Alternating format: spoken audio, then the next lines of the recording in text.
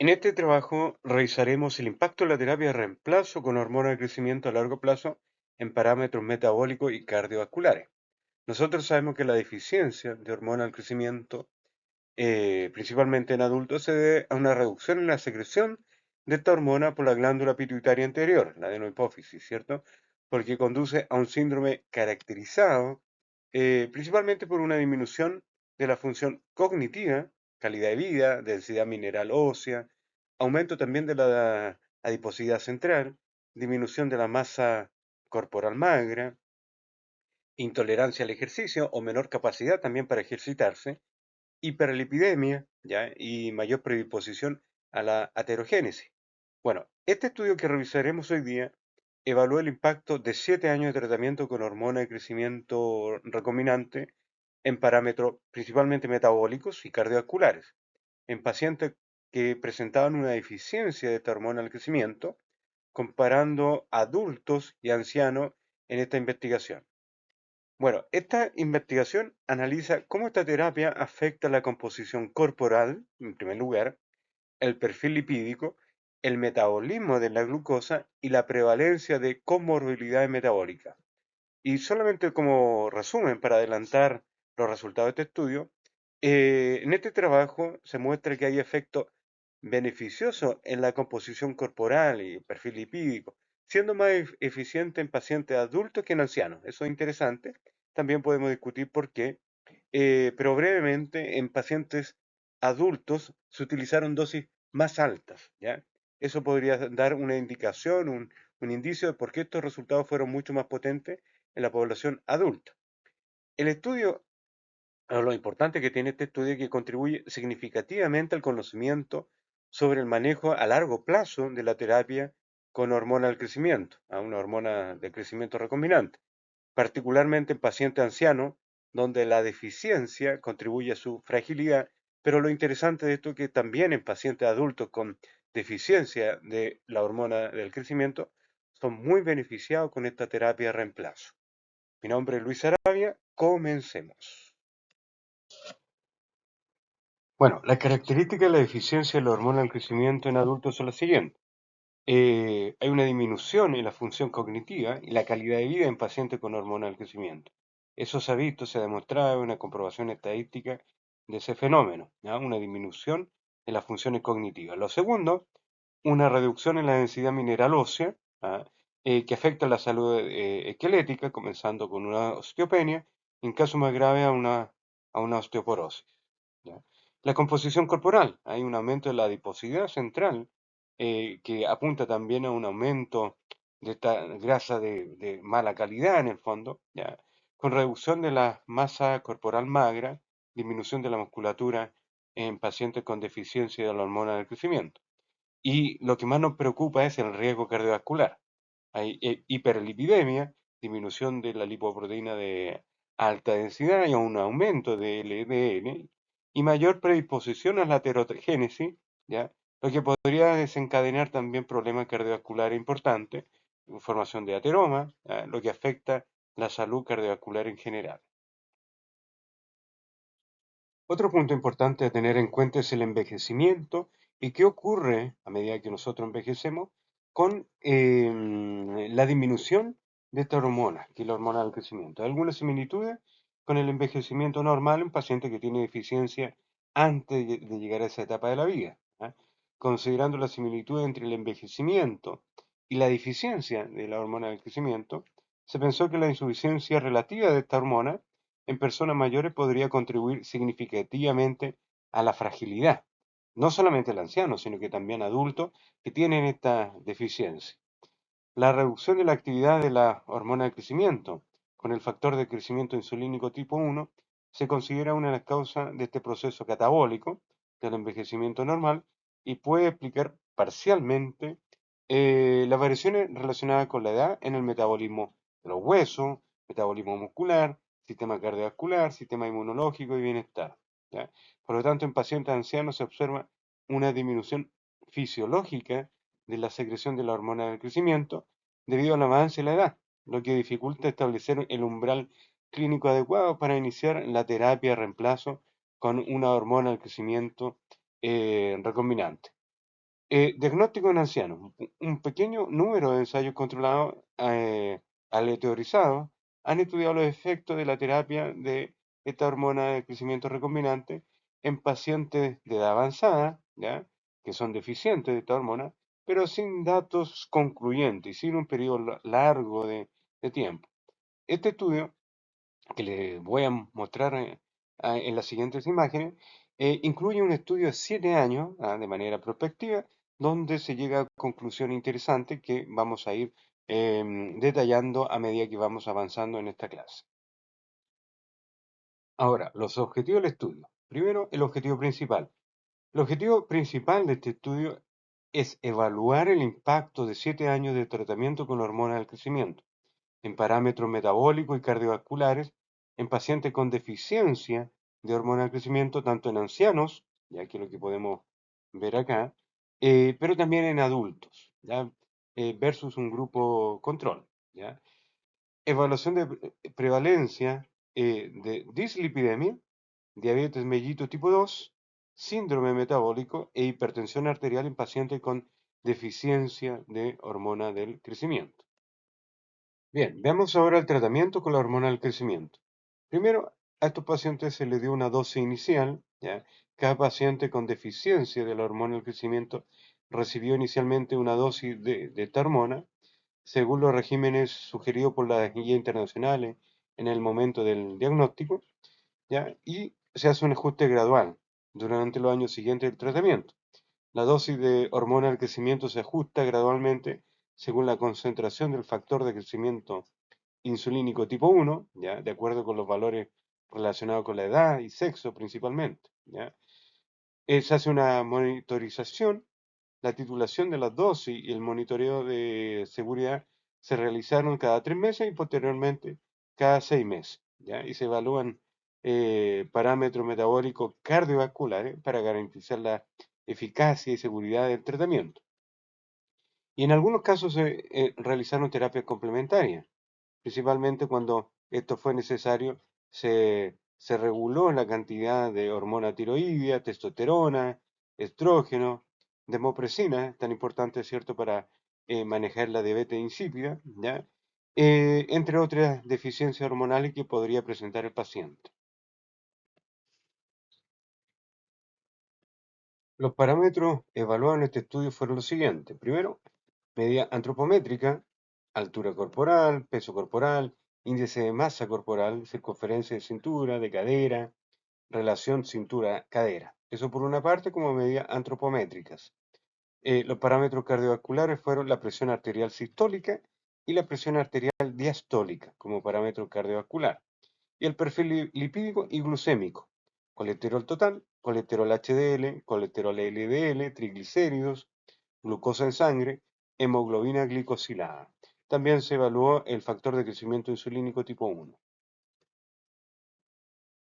Los resultados, según la dosis de hormona de crecimiento y los niveles del factor de crecimiento insulínico tipo 1. La dosis media de hormona del crecimiento al inicio del paciente anciano fue de 1,52. Ya paciente anciano con deficiencia de la hormona del crecimiento se le inyectó 1,52 miligramos semanalmente. ¿Ya? La dosis media después de 7 años de tratamiento en ancianos, ¿ya? Fue de 0,96 miligramos semanalmente. A diferencia de lo que ocurre en pacientes adultos, donde la dosis media de hormona del crecimiento al inicio del tratamiento con esta hormona fue de 2,02 y la dosis media después de 7 años de tratamiento en adultos fue de 3,07 miligramos por semana. De esta manera nosotros evidenciamos que la cantidad de hormona de crecimiento en adultos que se suministró y se complementó fue mucho más alta, ¿cierto?, que en los pacientes ancianos. Por lo tanto, la concentración sérica del factor de crecimiento insulínico tipo 1 aumentó en los dos grupos, con un valor medio dentro del rango normal, ¿ya? Durante el seguimiento. La dosis de hormona del crecimiento se ajustó gradualmente según el valor normal del factor de crecimiento insulínico tipo 1 para la edad y el sexo durante los 7 años de tratamiento. Bien, veamos ahora los efectos de la composición corporal. A ver, los pacientes adultos deficientes de la hormona del crecimiento después de 7 años de tratamiento con hormona del crecimiento, en estos pacientes se observó una disminución significativa en la circunferencia de cintura, ¿ya? Y circunferencia también de cadera, ¿ya? La relación cintura-cadera también disminuyó significativamente, lo que sugiere una reducción en la grasa principalmente visceral, factor importante para disminuir el riesgo, como sabemos, cardiovascular. ¿Qué pasó ahora con los pacientes ancianos? Los resultados contrastan con otros estudios a largo plazo, porque en los pacientes ancianos solo se observó una reducción significativa en la circunferencia de cadera, sin modificaciones en la circunferencia de cintura y tampoco en la relación cintura-cadera, ¿ya? Esto posiblemente debido a diferencia metodológica con otro estudio en donde sí otros estudios demuestran una disminución de la circunferencia tanto de cintura como de cadera, ¿ya? La implicancia es clínica. ¿Qué pasa con esto? Primero, la mejora en la composición corporal en pacientes con deficiencia de hormona de crecimiento, pero pacientes adultos, podría presentar una disminución del 3 a 4% en la incidencia de enfermedades coronarias durante 10 años, según el modelo del estudio Framingham, ¿ya? Esto tiene una implicancia clínica porque los cambios en la composición corporal sugieren que la hormona del crecimiento limita el depósito de grasa central que ocurre con la edad, especialmente en pacientes adultos. ¿Ya? Esto es interesante, pero vuelvo al punto en que en este estudio hay una diferencia con respecto a otro estudio también, en donde en otros estudios se ha demostrado que hay una disminución tanto en la circunferencia de cadera, pero también de cintura. Cambios en el perfil lipídico. Bueno, el colesterol total en estos pacientes trabajados durante 7 años y haciendo un seguimiento constante, ya demostraron una disminución significativa en los pacientes principalmente que eran adultos, después de 7 años de tratamiento, mientras que en pacientes ancianos mostraron una tendencia decreciente pero no significativa, ¿ya? El colesterol LDL tuvo resultados similares, se redujo significativamente en pacientes adultos, con una tendencia similar pero no significativa en pacientes ya más ancianos, contribuyendo a un mejor perfil de riesgo cardiovascular. El colesterol HDL aumentó en pacientes adultos con una tendencia creciente, no significativa en pacientes más ancianos, ¿ya? Mejorando el perfil lipídico en general, ¿ya? Finalmente, los triglicéridos disminuyeron significativamente tanto en pacientes adultos, ¿ya? Como en pacientes más ancianos, ¿ya? Un hallazgo no reportado en lo que la mayoría de los estudios previos habían visto anteriormente, ¿ya?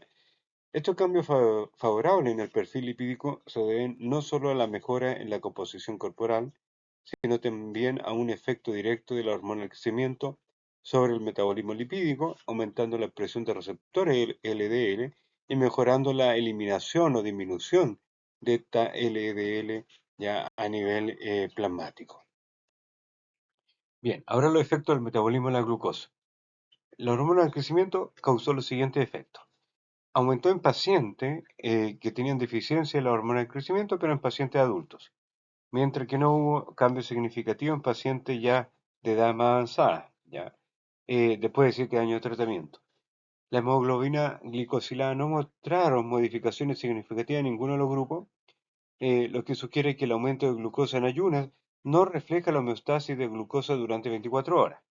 Ahora, la sensibilidad a la insulina, la reducción de triglicéridos observada, podría implicar una mejora en la sensibilidad de la insulina, contrarrestando el deterioro inicial durante los primeros meses del tratamiento.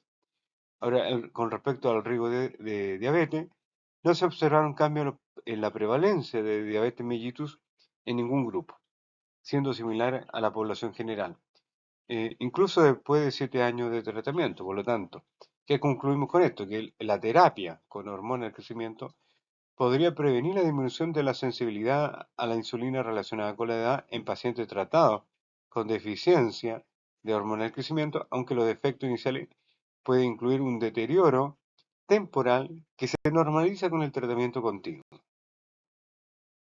Ahora, con respecto a la glucosa, el grupo de ancianos, ¿ya? No se observó cambio significativo en los niveles de glucosa en sangre, ni en hemoglobina glicosilada después de 7 años de tratamiento, ¿ya?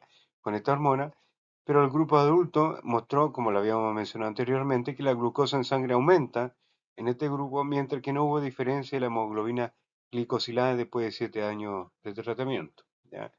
El aumento de la concentración de glucosa en sangre en ayuna podría ser al menos en cierta medida un efecto del envejecimiento normal de los pacientes, porque lo que vemos nosotros es que en el grupo anciano este resultado está en línea con otros estudios que muestran que la terapia con hormona del crecimiento no afecta el metabolismo de la glucosa en pacientes ancianos, aunque el seguimiento de estos estudios fue más corto, fue de aproximadamente un año. En el grupo de adultos se ha planteado la hipótesis de que este aumento matutino de la glucosa, lo que eso estamos claros que ocurrió, puede verse afectado por las inyecciones de la misma hormona a la hora de acostarse.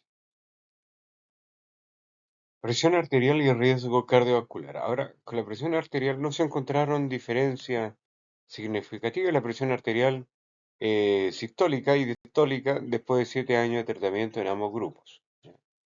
Eh, Se observó un aumento en la prevalencia de hipertensión en pacientes, pero que tenían deficiencia de la hormona del crecimiento, de pacientes adultos, ¿ya? Posiblemente reflejando el aumento normal de la presión arterial con la edad. Hay que recordar que este estudio demoró o duró 7 años. Y el riesgo cardiovascular, a pesar de la mejora en el perfil lipídico, la prevalencia del síndrome metabólico no se modificó significativamente.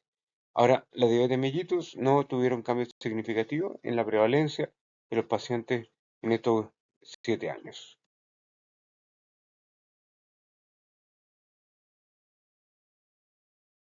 Bien, conclusiones y recomendaciones clínicas. ¿Hay algunos beneficios confirmados? El estudio confirma los efectos beneficiosos de la terapia a largo plazo con la hormona del crecimiento en pacientes con esta deficiencia, ¿ah? Principalmente el beneficio apuntado a la composición corporal, al perfil lipídico, siendo más evidente en pacientes adultos con respecto a pacientes de más edad, ¿ya? El metabolismo de la glucosa, los hallazgos sobre el metabolismo de la glucosa son contradictorios, aunque la prevalencia de diabetes tipo 2 es similar a la de los controles. ¿Ya? Esto principalmente sugiere que el tratamiento no aumenta significativamente el riesgo de glicemia o de diabetes, etcétera. Y finalmente, la investigación futura es que se necesitan estudios más amplios para investigar si la mayor mortalidad observada en adultos hipopituitarios con deficiencia de la hormona de crecimiento que no reciben hormona de crecimiento puede verse afectada por el reemplazo de hormona de crecimiento, especialmente en pacientes también que ya son de más edad.